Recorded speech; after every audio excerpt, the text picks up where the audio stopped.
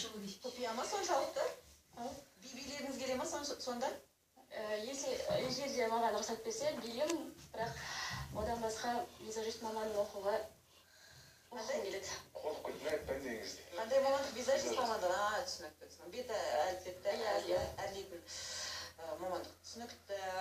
Би билейді екенсіз. Сахнаға шығу ойыңызда бар ма? Мүмкіндік болса әрине.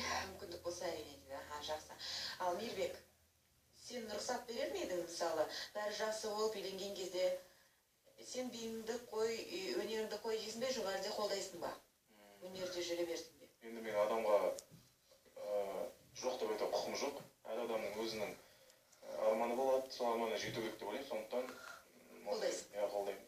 Жақсы, түсінікті. Онда шымылдықты ашамыз ба, ашпаймыз ба деген сұрақ негізі барлықтарыңыздың көкейіңіздегі тұрған сұрақ сияқты. Қалай, Мейірбек? Ашсақ ашайық? Керемет, ендеше орындарыңыздан тұрыңыздар, қазір шымылдық ашылады.